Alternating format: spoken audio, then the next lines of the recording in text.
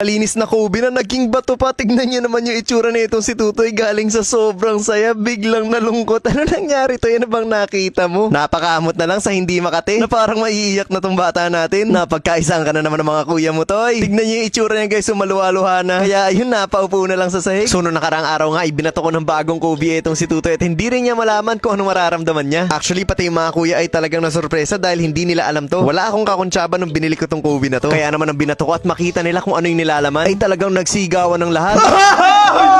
Tingnan natin. Tingnan nila sa ilaw, sa ilaw dito!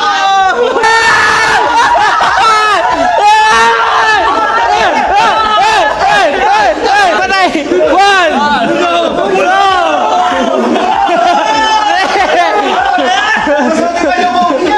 Pero saya ko mamaya, wala naman yan.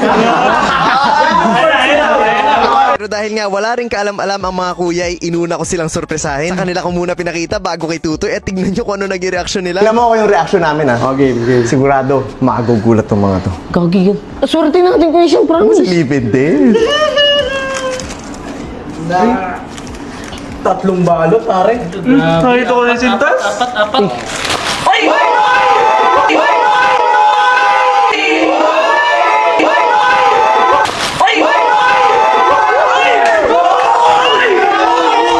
At sa sobrang ganda ng reaksyon ng mga kuya niya, tignan nyo itong si Tutoy, lalo na excite tuloy. Hindi pa naman niya alam yung nilalaman pero talagang dalang-dala na siya. Sabi ko na po. Alam mo kung anong naman eh. Sinabi na sa akin eh. Alam mo yan.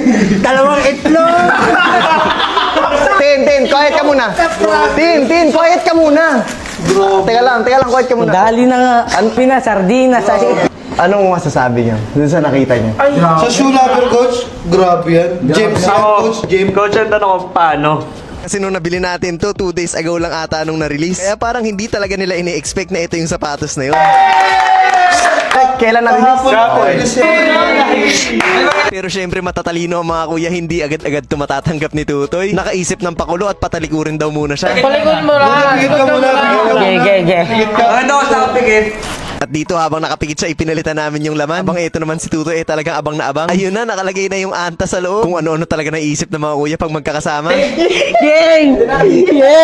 Ito na.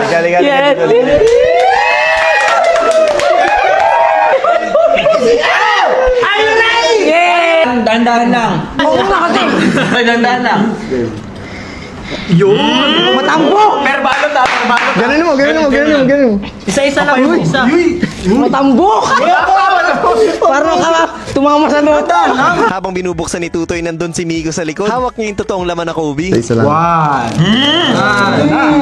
Alas 2. Alas 3! Guys, sobrang nakakatawa to. Galing sa totoong tawa, tingnan nyo naman, biglang natulala.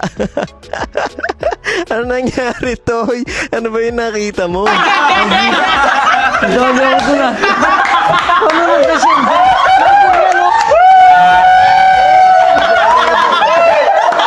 Alam bakit? Kahon lang naman yun. Dali ako. Pero guys, sa totoo lang yung prank na yun, on the spot lang nangyari yan, hindi yan nakaplano. Tapos yung tawa na namin parang totoong-totoo, pwede na talaga mga artista tong mga to. Akala niya may laman. Nung nakita niya kanina, kahon lang naman talaga yun. Kung mapapansin nyo na naman dito yung itsura ni Tuto, hindi niya na talaga alam yung mararamdaman niya. Kumakamot kahit hindi na makate. Habang yung mga kuya niya naman talagang sagad na sagad kung tumawa. Lumungkot to. Sabi ko sa'yo, don't expect too much. Ako na. Hawakan mo yan. Binili ko yung kahon tapos ano pa? Lagi lang namin nakikita, nakasabit lang itong sapatos sa bag mo. Paano ka noon?